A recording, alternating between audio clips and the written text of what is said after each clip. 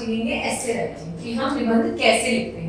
हमारे पास अगर कोई टॉपिक आ जाता है तो किस तरीके से हम उसके ऊपर पूरा निबंध लिखना सीखते हैं। देश का लाल, लाल बहादुर शास्त्री।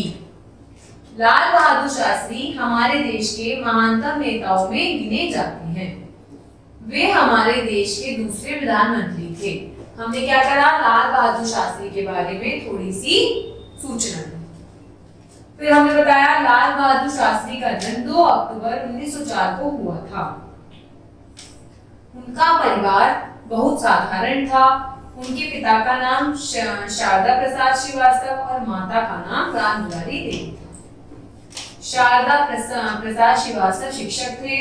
उनके पास धन दौलत नहीं थी, पर समाज में मान सम्मान था।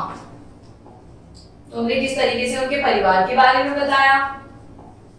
जब लाल बहादुर की उम्र 1.5-2 वर्ष रही होगी तभी उनके पिता का देहांत हो गया था। हमने अब उनकी जीवनी के बारे में बताया कि उनके साथ क्या क्या हुआ था।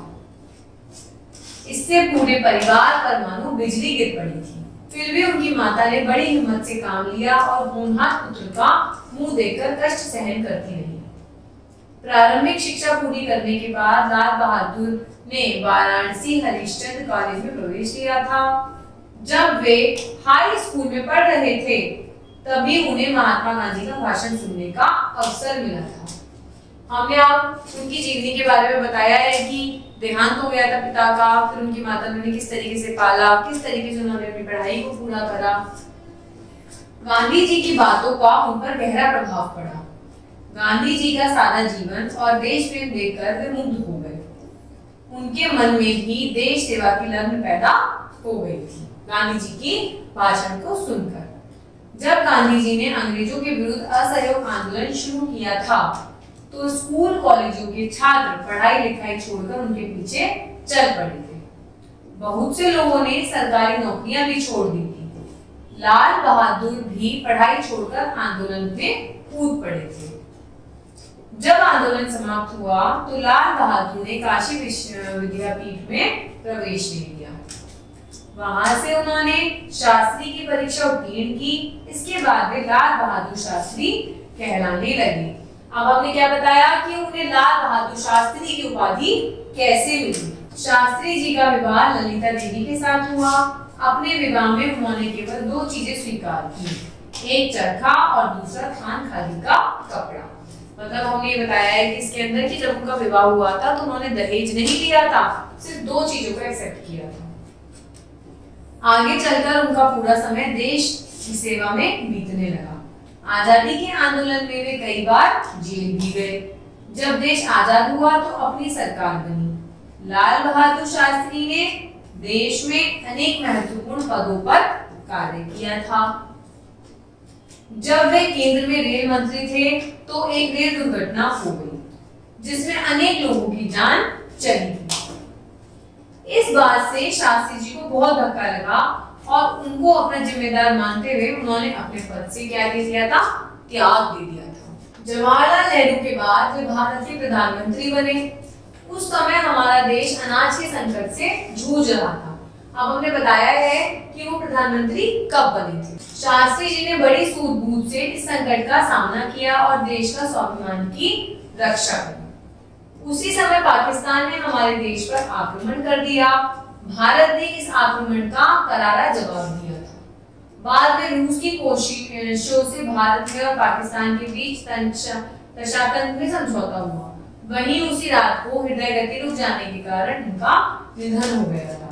इन सब के बारे में हमें इसलिए बताया पड़ रहा है क्योंकि लाल बहादुर शास्त्री जी का सारा जीवन हमारे देश के लिए ही बीता था। तो किस तरीके से उन्होंने देश की सेवा करी थी, प्रधानमंत्री पद ग्रहण करा था, सब कुछ करने के बाद उनका निधन किस प्रकार हुआ। आज शास्त्री जी हमारे बीच नहीं है पर उनकी कीर्ति अमर है। उन्होंने नारा दिया था, जय जवान जय किसान। यह नारा भी अमर है। तो इस तरीके से हमने सीखा कि हम निबंध किस तरीके से लिखते हैं, लिखने की शुरुआत कैसे करते हैं। धीरे धीरे हमने लाल बहादुर शास्त्री के जन्म के बारे में बताया, फिर हमने उनके माता पिता के बारे में बताया, फिर पढ़ाई के बारे में बताया, फिर हमने देखा कि किससे उनको इंस्पिरेशन मिला था। इंस्पिरेशन मिलने के बाद किस तरीके से उन्होंने अपनी पढ़ाई कंप्लीट करी थी।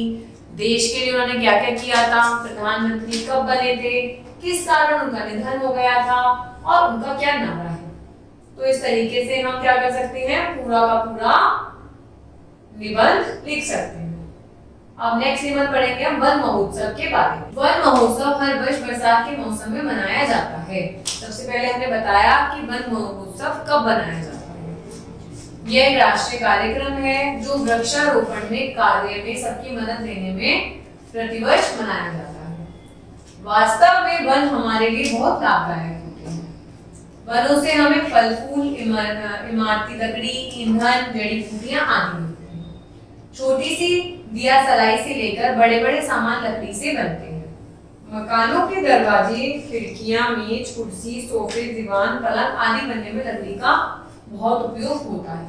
ये तो हम जानते हैं, वनों में पेड़ होते हैं, पेड़ों में लकड़ी होती है और लकड़ियों का यूज हम कहाँ करते हैं। तो आप देख सकते हैं कि किस तरीके से कनेक्शन बनाया और हमने निबंध के शब्दों का यूज करा। वृक्ष हमें शीतल छाया देते हैं जो तपती गर्मी से हमें बहुत सुख पहुंचाती है। वृक्षों की पत्तियां पशुओं के चारे और खाद में काम आती हैं। वनों की गोद में ना जाने कितने पशु पलते हैं जो हमारी पृथ्वी की शोभा बढ़ाते हैं। वन भूमि के कटाव को रोकते हैं। वृक्षों की जड़ें मिट्टी को बांधे रखती हैं। इससे पानी का बहाव तेज होने पर तूफान के वेग को कम करता है। हमने सीखा कि किस तरीके से वन हमारी भूमि की रक्षा करते हैं। वन वर्षा कराने में भी सहायक होते हैं। अनुभव से हम देखते हैं कि जहां घने वृक्ष होते हैं वहां अधिक वर्षा होती है। पहाड़ों की तलहटी में मैदानों की अपेक्षा इससे वर्षा अधिक हुआ करती है। पहाड़ों में ज्यादा वर्षा क्यों होती है? क्योंकि वहां वन होते हैं, वृक्ष होते हैं बहुत सारे, और जहां वृक्ष होते हैं वहां वर्षा अपने आप होती है। आज दिन प्रतिदिन प्रदूषण बढ़ता जा रहा है। इसका कारण वायु दूषित होती जा रही है। वृक्ष वायु को शुद्ध करते हैं और वातावरण को विषैली गैसों से मुक्त करते हैं। हमने अपने टॉपिक में प्रदूषण को ऐड कर दिया कि प्रदूषण को कम करने में वृक्ष किस तरीके से सहायक होते हैं। इस प्रकार हम देखते हैं कि वन हमारे लिए बहुत उपयोगी ही नहीं बल्कि हमारे जीवन का आधार है। लेकिन हमारे लिए चिंता की बात है कि हमारे देश में बहुत बड़े क्षेत्र में वन थे, पर आबादी बढ़ने के कारण वनों का क्षेत्र घटता जा रहा है। लोग वनों को काटकर बस्तियां बसाते जा रहे हैं। हर वर्ष जंगल के जंगल साफ हो रहे हैं। हम इसमें ये भी जिक्र कर सकते हैं कि देश हमारा वृद्धि कर रहा है, धीरे धीरे मेट्रो सिटीज बन रही हैं। इस कारण से क्या हो रहा है, पेड़ कट रहे हैं। अब इस बात का डर सताने लगा है कि एक दिन कहीं सारे वन ही समाप्त ना हो जाएं। क्योंकि वन समाप्त हो जाएंगे तो पशु पक्षी समाप्त हो जाएंगे, वन समाप्त हो जाएंगे तो बारिश की कमी आ जाएगी। इस स्थिति को रोकने के लिए पेड़ों की कटाई पर रोक लगाई गई है। यही नहीं, खाली पड़ी भूमि पर नए नए वृक्ष लगाए जा रहे हैं। बरसात के मौसम में हजारों पेड़ लगाए जाते हैं। पौधे लगाने से पहले गड्ढे तैयार कर लिए जाते हैं। वर्षा होने पर इन गड्ढों में गंदी मिट्टी, खाद, कीड़े मरने वाली दवा भर दी जाती है। फिर इनमें पौधे लगाए जाते हैं। पौधे लगाने के बाद इनकी देखभाल भी जरूरी होती है। पौधों की सुरक्षा के लिए गड्ढे के चारों ओर बाड़ लगाई जाती है। समय समय पर पौधों की निराई गुड़ाई भी की जाती है। एक पुरानी कहावत है, वृक्ष से जल और जल से जीवन है। हम अपने निबंध में कहावतों का भी इस्तेमाल कर सकते हैं और हम वनों को, वृक्षों को प्रदूषण से, वर्षा से सबसे जोड़कर इसके बारे में बातों को बता सकते हैं। अपने जीवन की रक्षा के लिए हमें उत्साह के साथ वन महोत्सव कार्यक्रम में भाग लेना चाहिए और जहां भी संभव हो पेड़ लगाने चाहिए। किसी भी देश की 1/3 भूमि पर वन होनी चाहिए। हमारे देश में ऐसा नहीं है। आइए हम इस क्षति की पूर्ति के लिए प्रयत्न करें और वन महोत्सव को भी अन्य त्योहारों की तरह उत्साहपूर्वक बनाएं।